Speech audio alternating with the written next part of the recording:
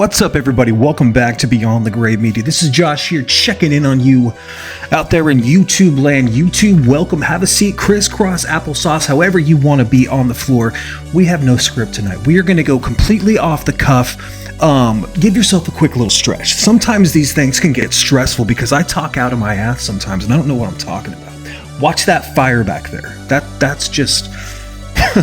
Anyway, to my right, I have 15 found footage flicks. 15 films that I think are definitely worthy of your October picks that you should be watching right now. Now, listen, these are in no particular order except the granddaddy of them all might be at the end, but you got to stay and see where I put it, right? You never know. You never know. These are not the complete list of my favorite found footage flicks because I don't own all my favorites. I got a bunch of honorable mentions. We'll get into that maybe at the end. These are just 15 that I own that I think are incredible. I got probably another 20 out there. These are ones that I just really like. I think that you should be watching. So hopefully you don't mind. We're going to just quickly cut and then we'll come right back with the whole, but they're all right here. 2 seconds. Thanks for being here. Let's check it out. So first up on my list of the found footage films I think you should watch this October is actually a two-piece, Thighs and Legs. This is from TerrorVision. This is the exploitation shot on video, SOV, from Gary Cohen, Video Violence. And if video violence isn't enough for you, you get video violence too. Look at this slipcover from TerrorVision first of all. We're just 10 seconds, right? 5 seconds per side, embossed, beautiful. I don't know if you can see the thickness of that on the 4K scale here. 4K from my 4K camera. This looks incredible, feels incredible. The top tier, dude. TerrorVision is one of my favorite labels since they did WNUF, the Halloween special. But Nail Gun Massacre, everything they put out, that Rumpelstiltskin set looks sick. This is something else, something special. A lot of people hate it, but there's also places like in New Jersey where it was filmed where you can go watch it at the drive-in movie theater, right? You can see it. Video Violence 1 and 2. These are nasty, shot on film, exactly what you think of when you want to watch found footage. Video Violence 1 and 2 gets it done. So the next found footage flick I want you to watch comes from Unearthed Films, and just let's be real for a second. You know we weren't going to have nothing but like PG found footage flicks, right? Like Cloverfield or Chronicle. While those are good movies, we got to get into some weird stuff, right? This is my channel, Beyond the Grave. Welcome back. Come on. So this is from Unearthed Films, and this is from Lucifer Valentine. Say what you will about the guy. He's famous for the Vomit Gore trilogy. He makes a lot of films. He's kind of a coward. I'm not a huge fan of his, but this is Black Metal Veins. And the way to, kind of sum up Black Metal Veins is you're just following junkies for 6 months, a year. Raven starts off attractive or beautiful or whatever, and then you slowly see this decline, teeth falling out of her head, increased narcotic use. It just becomes gross and you feel bad and it's sad. I don't know if this is all like actually filmed and is true. I have no idea, but what happens at the end, if it is, shame on that dude. Like this is a trip. But if you've seen like Intervention, stuff like that, I live in a place where drugs are decriminalized, so I'm kind of used to seeing people just on a nod. Yeah, it's just this is disturbing to some people. I think it's just kind of a sad found footage flick that I threw it on here because if you haven't seen it, it's an experience. So this next found footage flick that I want you to watch is from 2012. This had a great marketing campaign inspired by true events, but the trailer everybody remembers. It's this mom going, "Get that guts." The devil inside. Watch this in the theater. I have a thing for possession movies. They get under my skin. Probably my religious upbringing. Haunted house films and possession movies. Always been a huge fan. For Paramount, this thing, what is it, even 83? It's 83 minutes, a quick sit, says an instant horror classic. I don't know about that. But this is definitely B-tier found footage. This is probably a 5 or a 6 out of 10. If you have nothing else to watch, put this thing on. I think because there's the true aspect, it does feel like you're watching this camera crew, almost like a live news special, Pretty awesome. Big fan, The Devil Inside.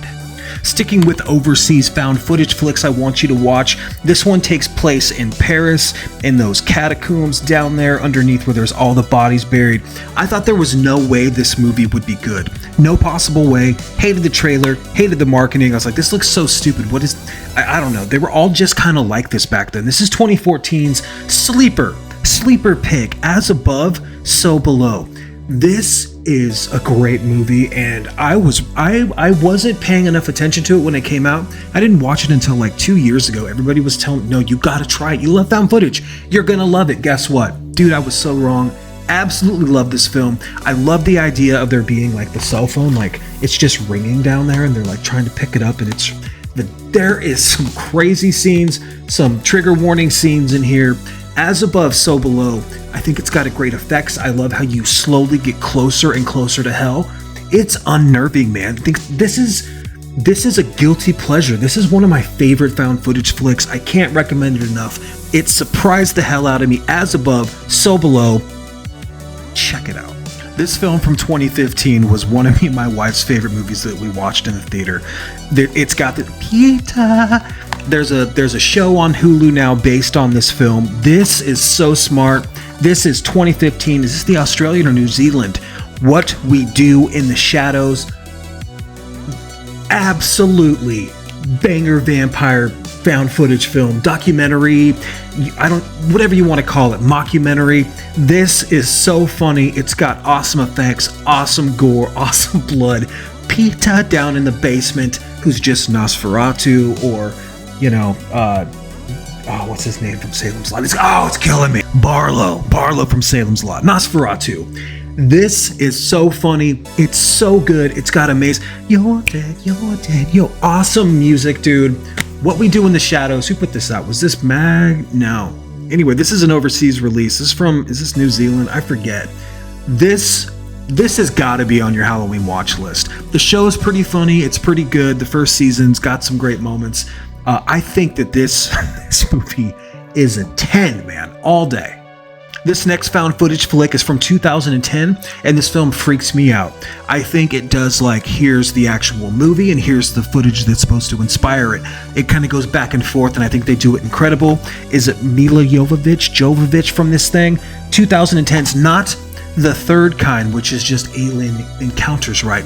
The fourth kind is actually close encounters with aliens, where it denotes abduction. The fourth kind, you're being abducted by aliens. The fourth kind takes place in Nome, Alaska. This movie gets under my skin. The owls, I'm getting goosebumps, dude. I love this movie so much. It needs a 4K. What are we doing? What are we even fucking doing? Why does this not have a 4K? This movie rips Universal. Come on, man. The fourth kind, that's it. Pick it up. It's so good. This next found footage flick is another absolute 10. Best packaging in the game. The way that they tie this film together by using retro commercials. I was pretty early to this movie. I felt like I was pretty lucky, and I was happy to share with people, hey, you got to check out this film. I think was it a Shudder original back in the day? I forget where this thing premiered at, but this is from TerraVision, and they absolutely crush the slipcover game anyway. 100%. Look at this slipcover for WNUF Halloween special. I'm getting out of the way, okay? I suck. This is what you want to look at. An eerie evening. You can read. This slipcover, look at the back. Okay, let's look at the back. The WNUF Halloween special is so good, it should be criminal. The way that they decide to put this film out, everything about this release though. TerraVision, dude, there's an interview coming with TerraVision from Planet CHH with Brandon or Brad. It's so awesome, dude. I love TerraVision. I try to pick up as much as I can. This is a banger title. Basically what it is this live news broadcast, pre-recorded, I'm sorry. And what they're doing is they're going back in time and they're showing a live seance on Halloween night. You've got to put this on your list for Halloween. What they do is somebody's watching the tape and they go and they have this seance, right? And it's kind of like Deadstream. It's got similarities with that. But before the seance, you're watching the live newscast and the entire studio is decked out in Halloween gear. The newscaster, the first dude, he's got vampire teeth. They're all in makeup. They've got this great set. It feels so... This is dripping with nostalgia. But if that's not enough nostalgia, you get all of these commercials going through the video of come on out to the 109 Haunted Corn Farm. Come on down. You can't right past the... And then they'll be get all your best makeup tonight at blah, blah, blah, blah, blah. it's all these vintage Halloween commercials. Then it will be like, are you suffering from, right? There's like television ads, and the dude that we're watching from his POV, he starts fast forwarding through the ones he's already seen. So it's like there's real tracking. It's filmed, I think, on is it Super? I don't know. Dude, incredible movie. TerraVision though, knocked this thing out of the park. The WNUF Halloween special. Watch that damn thing. Speaking of Shudder, another one from the pandemic era when we had that crazy thing going on. This is a 65-minute Zoom call. And you might be thinking there's no way that a Zoom call can be scary or effective or get under your skin, kind of rattle your bones a little bit. This thing does it. This is Shudder's original host. This is another one of those kind of seance films where they're trying to invite a demon or find some sort of answer, and it's all done over Zoom. It's clever, it's quick, it's fun, and it's got this kind of poltergeisty. This is a great little film. I love it. I think because it's so short, I should probably, you can see like on the actual title card how it's got like the Zoom. I've had a lot of Zoom meetings. I work in human services, so this is incredible, clever, love it. Check Zoom out, dude. It's creepy. It's great. This is another one of my favorite found footage flicks that was one of the best theater experiences ever because you had no clue what was going on. They just had all this great marketing and, the green screen of people like, oh my God, can you believe it? Right? This thing I love it, man. I get that there was kind of like a lot of people that did not like it, but I think the first one is incredible. And then every October, you got a new one for years. 2009's Paranormal Activity. I've covered it on my channel. I think this is brilliant. I love how everything was done like DIY. The dude had never made a film before or done anything.